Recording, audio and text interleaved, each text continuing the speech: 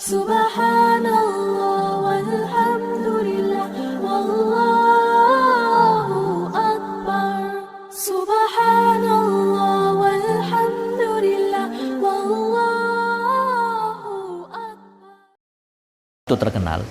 Dalam urusan dunia juga kita bisa melihat bahwa di situ adalah terkenal seluruh dunia karena mereka di situ adalah orang-orang yang berada di dalam sunnah Rasul sallallahu alaihi wasallam. Apakah kita tidak bisa seperti itu? Bisa. Mereka juga makan nasi dan mereka juga sama-sama umatnya Rasul sallallahu alaihi wasallam. Mereka sama-sama makan nasi, minum sama-sama air. Bukan berarti mereka yang terkenal, yang hebat, yang dikenal, yang dikenang oleh orang-orang, bukan berarti karena makan emas, bukan. Ya, bukan karena harta yang berlimpah, bukan juga. Ya, tapi apa? Karena mereka berada di dalam agama Allah Subhanahu wa ta'ala. Apakah kita bisa? Bisa. Sangat bisa, sangat bisa. Cuman bedanya apa? Ya bedanya kalau mereka lebih alim duluan dan mau mengamalkan tentang Islam, sedangkan kita adalah jadi orang yang bodoh dan kita tidak mau mengamalkan tentang Islam. Cuman itu bedanya. Apabila kita berjalan di jalannya mereka, maka kita akan juga mendapatkan pahala yang mereka dapatkan. Maka kita kesempatan di sini, kesempatan kita mengadakan khususnya di bulan Ramadan, mumpung kita tidak mempunyai kesibukan, maka langkah baiknya walaupun cuma sejam atau setengah jam berkumpul seperti ini, kemudian mengingat-ingat tentang ajaran-ajaran Islam, maka betapa bahagianya kita, yang mana ini kebahagiaan nanti akan dikenang sampai kita kembali kepada Allah Subhanahu wa ta'ala. Amin Allahumma amin. Maka sekarang jadi ana di sini ingin membaca tentang salah satu kitab yang dikarang oleh Imam Haddad, yang beliau mempunyai nama adalah Al-Habib Abdullah bin Alawi Al-Haddad, yang disebut dengan kitab Risalatul Mu'awanah. Jadi Risalatul Mu'awanah di sini adalah salah satu kitab yang sudah masyhur di Indonesia. Kalau kita pernah mondok mungkin kita sering mendengar, pernah kenal bahwa ini adalah satu kitab yang memang sudah terkenal di Nusantara, di Indonesia. Ini sudah terkenal, yaitu ada disebut dengan Risalatul Mu'awanah. Maka saya bacakan adalah faslun. Walaika ya ayyuhal akh al-habib bitakwiyati yaqinika wa tahsinihi fa innal yaqin idza tamakkan minal qalb wastawla alaihi sara ghaib kannahu syahadah. Maka bagi kalian wahai saudaraku, kata Imam Haddad, maka tingkatkan, yaitu adalah ketakwaan kita dan juga keyakinan kita, memperbaiki di dalam keyakinan kita dan juga memperbaiki di dalam ketakwaan kita kepada Allah Subhanahu wa ta'ala. Dikarenakan apa? Fa innal yaqin idza tamakkan minal qalbi mustawla alaihi sara ghaiba kanahu syahadah. Apabila seseorang itu mendapatkan keyakinan yang kuat, mendapatkan keyakinan yang sempurna di dalam hatinya, maka akan menguasai keyakinan itu di dalam hati seorang hamba, maka Allah akan tampakkan perkara-perkara yang gaib. Kenapa kita kok tidak bisa mengetahui? Padahal ciptaan Allah Subhanahu wa taala di sini adalah sangat luas. Kita mengetahui hanya sekedar di dalam urus pencakupan bumi dan juga hanya sekedar di dalam pandangan mata. Itu pengetahuan kita. Padahal Allah masih memberikan adalah basirah, adalah pandangan secara batin. Ini diperoleh apabila kita betul-betul di dalam beribadah di jalan Allah Subhanahu wa ta'ala. Sehingga kita sering mendengar di dalam karomah-karomah yang disebut dengan khariqul ada. Yang disebut dengan khariqul ada, yaitu adalah yang menyalahi kepada kebiasaan. Kita sering mendengar kepada seseorang seperti Kiai Fulan mempunyai karomah, bisa seperti ini, bisa seperti itu. Apakah itu tidak ada? Itu ada. Itu adalah memang hasil di dalam beribadah mereka, sehingga Allah Subhanahu wa ta'ala memberikan pekerjaan yang mana tidak seperti lazimnya. Ini bisa diperoleh apabila keyakinan di dalam hati seorang hamba memenuhi kepadanya. Apabila hati ini bisa diperoleh bagaimana? Dengan cara ibadah. Dengan cara ibadah, seperti halnya kita melihat, kita mendengar kepada seperti halnya Syekh Abdul Qadir sekarang, Syekh Abdul Qadir Al-Jailani. Kita sering mendengar bagaimana karomahnya beliau ketika bisa menghidupkan ayam yang mati, kemudian dikumpulkan tulangnya, kemudian suruh bangun, kemudian hidup kembali. Maka di situ Allah Subhanahu wa taala maha kuasa, Allah Subhanahu wa taala maha menghendaki apa yang diminta oleh kekasihnya, maka Allah akan diberi oleh Allah Subhanahu wa taala. Maka dari itulah kita pertama kita harus lakukan, maka jagalah tentang syariat Allah Subhanahu wa taala. Wa idza dzalika yagunul al-muwaqqinu kama qala ala Ali karamallahu wajhah. Yang mana ini sudah dikatakan oleh Imam Ali karamallahu wajhah, mengatakan lau kasyafal ghidha ma yazdad yaqinan. Lau kasyafal ghidha, apabila Allah Subhanahu wa taala menyingkap tentang penutup, maka mayazdat yakinan, maka tidak akan bertambah tentang keyakinan. Maksudnya bagaimana? Maksudnya Allah Subhanahu wa taala, dari Imam Ali karena mempunyai keyakinan yang sangat kuat,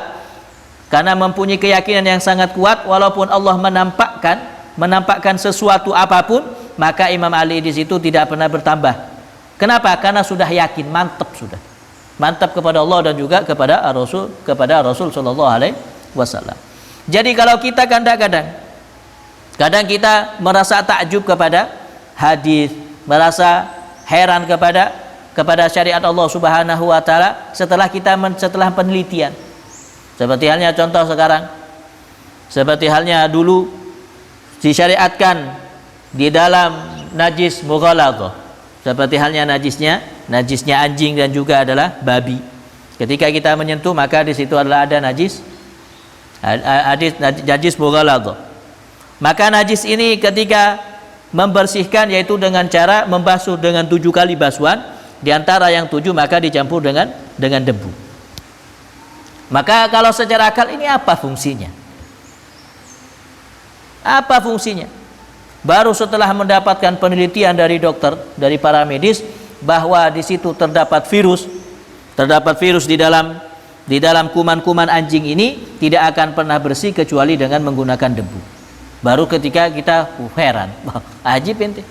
Kok bisa heran sekarang? Ini mulai dari zaman Rasul sallallahu alaihi wasallam sudah diterapkan tentang hal ini. Baru sekarang kita merasa heran. Padahal ini adalah milik kita. Kan ajib, heran kepada. Jadi kita pembenaran terhadap syariat Allah Subhanahu wa taala jangan merasa heran setelah mendapatkan penelitian. Akan tetapi kita di sini adalah apa yang sudah disyariatkan oleh Allah, maka itu adalah pasti benar, bukan dengan keadaan salah, tidak. Maka dari itu kesempatan bagi kita untuk selalu menambahkan di dalam keilmuan. Maka itulah kata Imam Malik, maka wal yakin ibaratun anil quwatil iman wa anil imani wa thiyabatihi wa rusyukhihi hatta yasiru katawdi syamih. Maka kita di dalam keyakinan itu adalah suatu kekuatan iman, yang mana keimanan itu adalah sangat kokoh. Maka ibaratkan seperti halnya gunung yang sangat kokoh. Maka keimanan juga kita seperti itu. Keyakinan kita juga seperti itu kepada Allah dan juga kepada Rasul. Janganlah kemudian kita adalah yang lemah. Dikasih bisikan sedikit sudah ikut. Diajak kemaksiatan, ayo kita jalan-jalan kemaksiatan, kita gampang ikut. Sangat lemahnya kita. Maka keyakinan kita harus melebihi kepada gunung. Jangan kemudian, sehingga kata Imam Haddad, katauli syamih la tuzalziluhu syukuk la tuzazi'uhu awham bal la yabqa li syukuki wal awham wujudul battah. Fa inna ja'a min khariji lam tadhi ilaiha al-udhun wa lam yaltafit ilaiha al-qalb. Maka apabila ada serangan dari luar, serangan dari luar di situ adalah seperti yang bisa merontohkan di dalam keimanan. Diajak masalah perkara-perkara kemaksiatan, kita gampang ikut. Ketika dia diajak tentang hal-hal yang kebaikan, maka kita lemah. Ini adalah sudah mulai keyakinan kita itu sudah rontoh. Keyakinan kita sudah seperti halnya sebatang kayu yang sudah rapuh, diterpa angin sedikit sudah jatuh.